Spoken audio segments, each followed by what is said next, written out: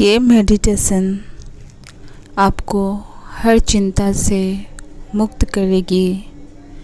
ये मेडिटेशन आपके मन के अंदर जितनी भी तरह की चिंताएं हैं, जितना भी क्रोध है, उन सभी को बाहर निकालेगी। इसके लिए आप बैठ जाएं, किसी जगह बेड पे बैठ जाएं, सुखासन में बैठ जाएं, या जैसे आप रीढ़ की हड्डी सीधी होनी चाहिए। अगर आपका बैठने का मन नहीं है तो आप लेट जाएं। आपके दोनों हाथों की हथेली आसमान की तरफ होनी चाहिए। आप एक गहरी सांस लें, फिर सांस को छोड़ें। गहरी सांस लें, फिर सांस को छोड़ें। हर सांस को लेते हुए आप पॉजिटिव एनर्जी लें। हर सांस को छोड़ते हुए आपके अंदर की जितनी सारी नेगेटिव एनर्जी है उसे आप रिलीज कर दें। ध्यान आपका सांसों पे होना चाहिए। जो सांस आप ले रहे हैं उसी सांसों पे आपका ध्यान होना चाहिए। दोनों आँखों को अच्छे से बंद कर लें, बहुत प्यार से बंद करें और आपका ध्यान सांसों पे हो। दिमाग में बहुत सारी बातें आ रही होगी, जा रही होगी, उस पे ध्यान ना दें, बस उसे देखते रहें।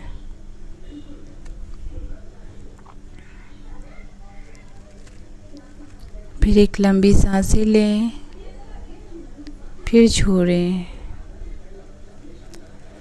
फिर एक लंबी सांसें लें, फिर छोड़ें। अब आँखों के सामने उन सभी व्यक्ति को देखें जिससे आपको दुख है, तकलीफ़ है, जिन्होंने आपको दुख और तकलीफ़ पहुंचाया है। उन सभी आदमियों को, लोगों को अपने आँखों के सामने देखें, एक एक करके सबकी बातों को थोड़ा सा याद करें। किस किस बातों से तकलीफ़ हुई, उन सब का जवाब आप उसे अभी मन से दे दो और आज के बाद से उन सभी को अपने दिमाग से निकाल दो। इसलिए कि वे सारे लोग आपके कर्म से जुड़े हैं, इसलिए आपको वो दुख पहुंचाए। वो आपके कर्म बंधन से जुड़े हैं, आप चाहो ना चाहो वो आपको तकलीफ़ देंगे। लेकिन आप यहाँ अपनी आत्मा के सफ़र पे आए हो, आप अपने शरीर के सफ़र पे नहीं आए हो। जैसे हिमालय से गंगा नीचे की ओर उतरती है, वो समुद्र में मिलती है, उसका काम है समुद्र से मिलना। रास्ते में बहुत सारे पत्थर, पहाड़, ईंट आते हैं। नदी अपना रास्ता उससे अलग हटके, उससे साइड करके बना लेती है। नदी कभी रुकती नहीं है।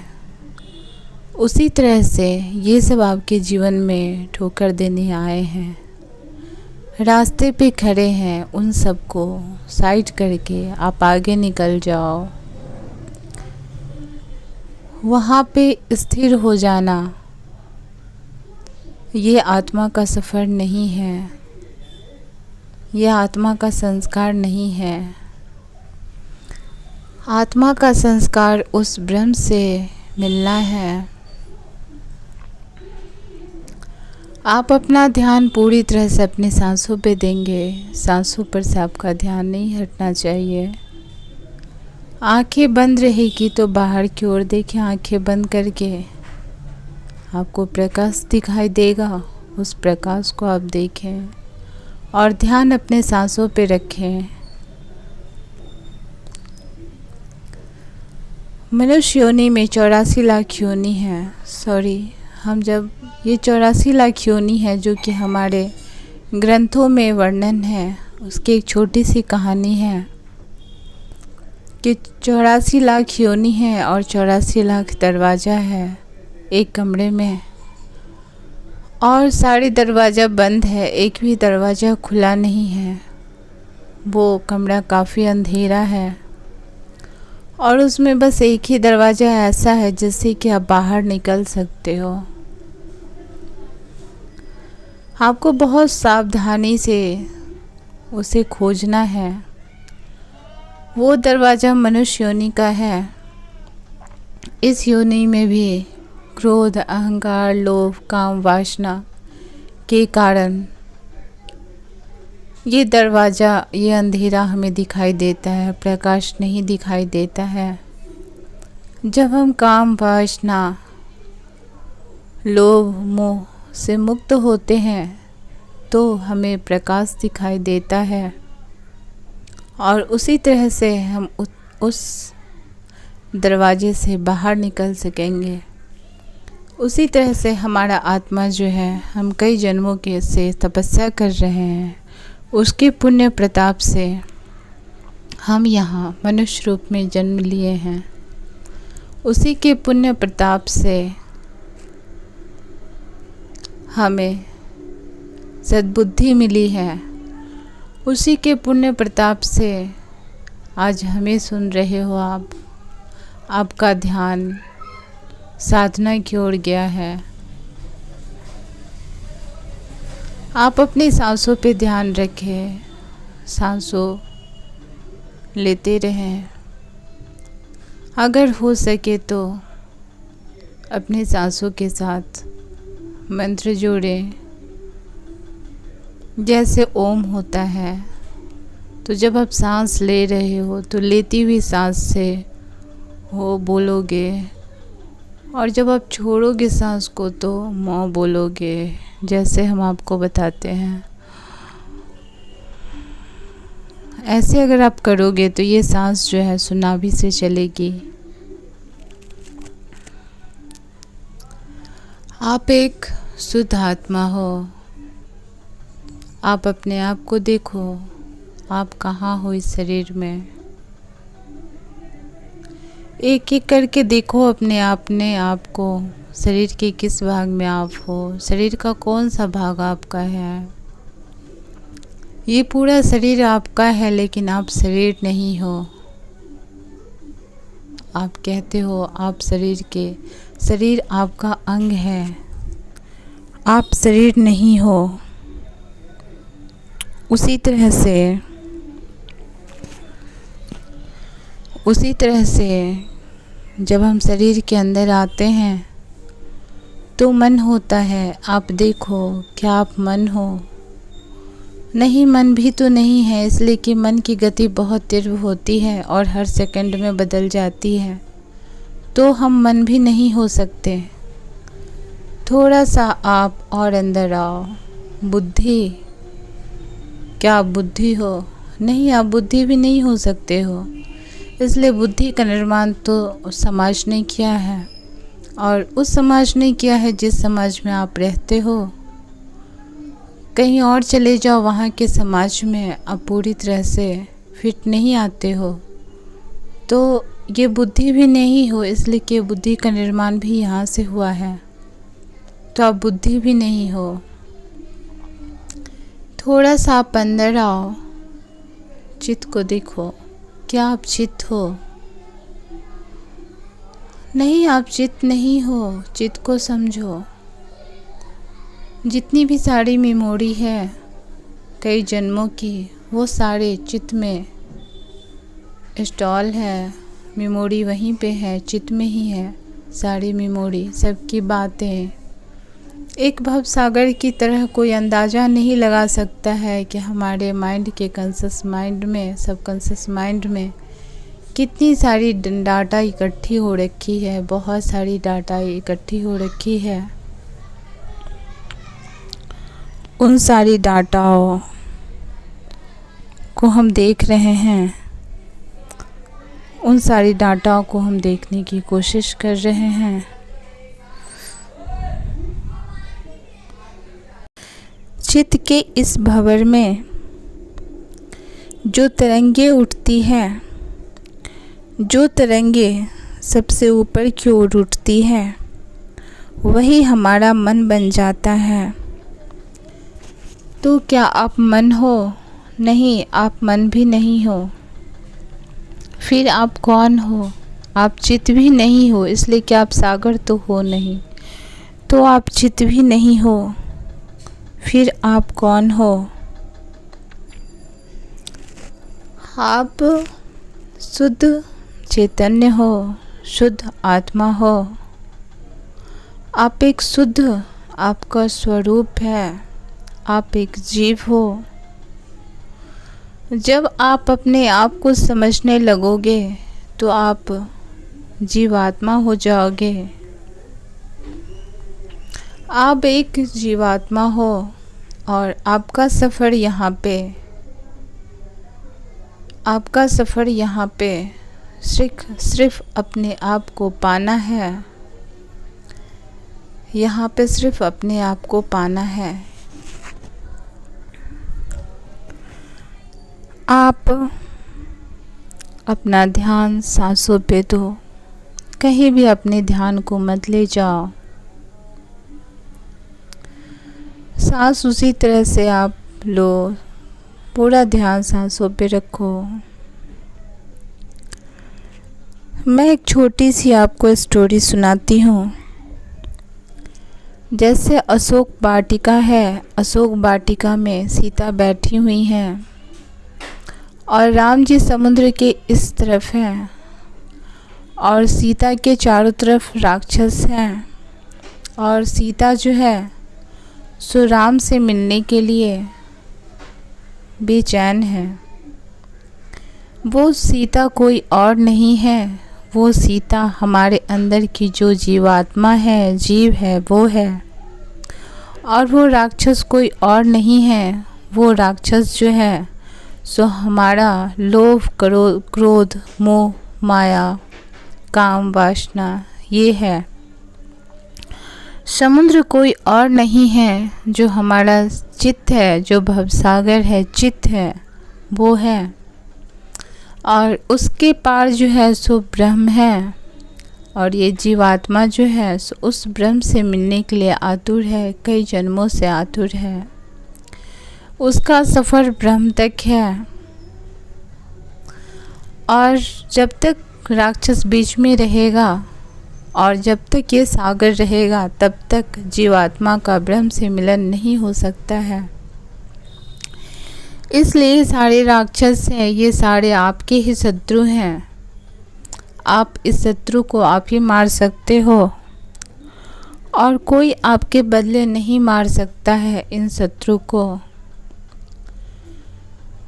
तो आप इन शत्रु को मार करके और अपनी इच्छा को ब्रह्म को पाने में लगाओ, सत्य को जानने में लगाओ।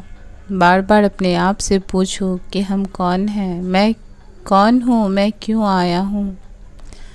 यहाँ पे जितने भी प्राणी हैं सबका कोई न कोई उद्देश्य है, उद्देश्य की पूर्ति हेतु जन्म होता है।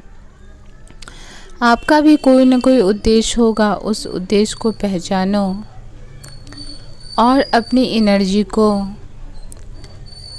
किसी ने कुछ कहा उसको सोच के अपनी एनर्जी को मत गवाओ। लोगों का काम है कहना, आप अच्छा करोगे फिर भी लोग कहेंगे, आप बुरा करोगे फिर भी लोग कहेंगे। लोगों का काम है कहना, उन्हें कहने दो, आप अपनी यात्रा को पूरा करो।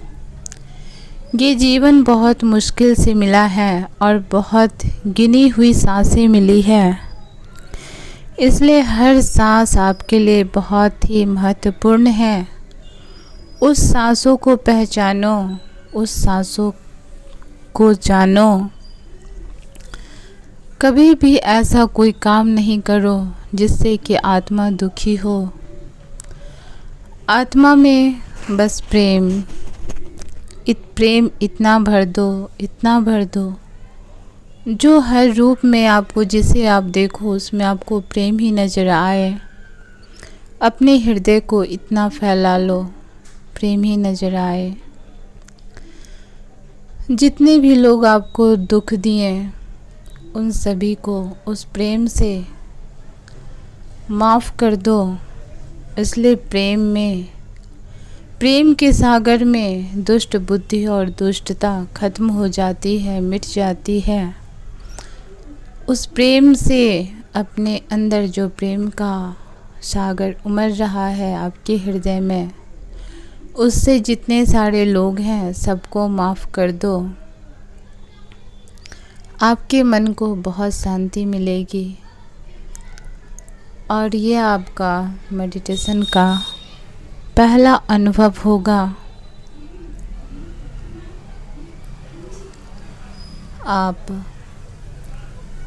आपका ध्यान सांसों पे हो। आप बिल्कुल हिले डोले नहीं। जब मेडिटेशन किया जाता है तो हिलना डुलना नहीं होता है, पूरे ध्यान में बैठा जाता है, हिले डुले नहीं।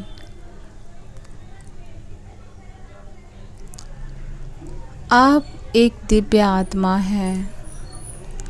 आप शुद्ध ब्रह्म रूप हैं। अपने ब्रह्म रूप को जानो। आप वहाँ से अपनी सफ़र शुरू करो जहाँ से आपने अपने आप को खोया है। आप अपनी सफ़र वहाँ से स्टार्ट करो जहाँ से आपने अपने आप को खोया है। आप जब यहाँ पे जन्म लिए, जैसे जैसे ज्ञान हुआ आप शुद्ध रूप में थे। जैसे जैसे बड़े हुए वहाँ पे अपने आप को खो दिए। जैसे जैसे धीरे धीरे आप जगत और संसार में जुड़ते चले गए, वहाँ से आप अपने आप को खोते चले गए। आप एक एक करके, एक एक कदम वापस आओ। उस संसार से वापस आओ अपने भीतर की ओर। आपके शरीर के अंदर पूरी ब्रह्मांड है। सूर्य है, चंद्रमा है, पूरी ब्रह्मांड है आपके शरीर के अंदर। जैसे पृथ्वी में 70% जल है, उसी तरह आपके शरीर में भी 70% जल है। आपके शरीर में भी अग्नि तत्व है, आपके शरीर के अंदर भी वायु तत्व है, आपके शरीर के अंदर भी पृथ्वी तत्व है, आपके शरीर के अंदर भी गगन तत्व है। आपके शरीर के अंदर भी वो सारी चीज़ें हैं जो ब्रह्मांड में हैं।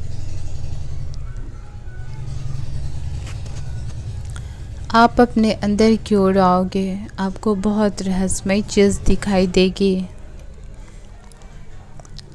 बाहर की दुनिया में कुछ नहीं है। अगर आप किसी से प्रेम चाहते हो तो प्रेम उसके पास होगा तब आपको देगा। जो उसके पास है ही नहीं वो आपको कहाँ से देगा। अगर आपको दे भी दिया तो सूद समेत वापस लेगा। तो उन लोगों से, उन सभी लोगों से आप प्यार की उम्मीद मत करो। जिसका अथाह सागर आपके हृदय में है, उस हृदय में प्रेम को ढूंढो। प्रेम आपको वहीं मिलेगा। आप खुद में सुखी का अनुभव करेंगे। आप खुद में शांति का अनुभव करेंगे।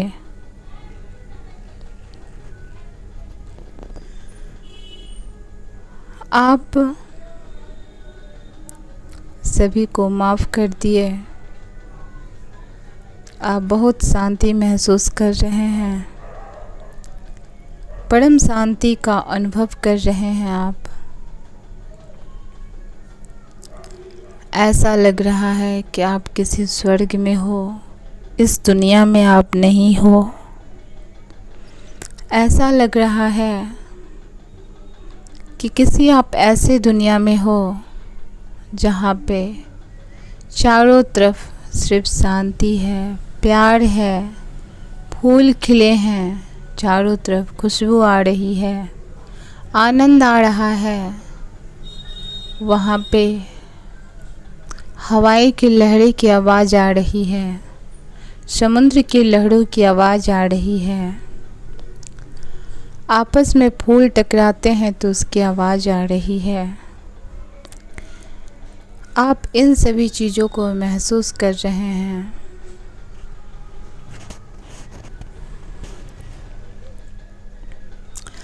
आपको कैसा लग रहा है? आपको बहुत अच्छा लग रहा है। आज पहली बार आप खुद से मिले हो। आप पहली बार इस संसार से अलग होके अपने स्वरूप को देखे हो।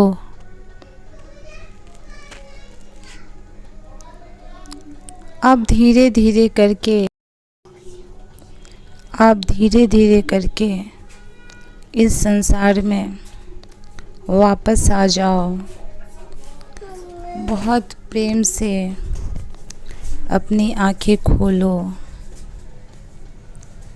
और अपने दोनों हाथों को आपस में रब करो और अपने आँखों पे लगाओ।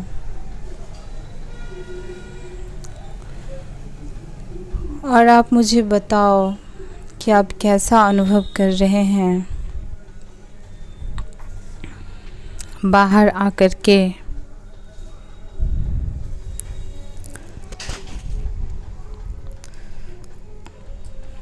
मुझे ज़रूर बताना।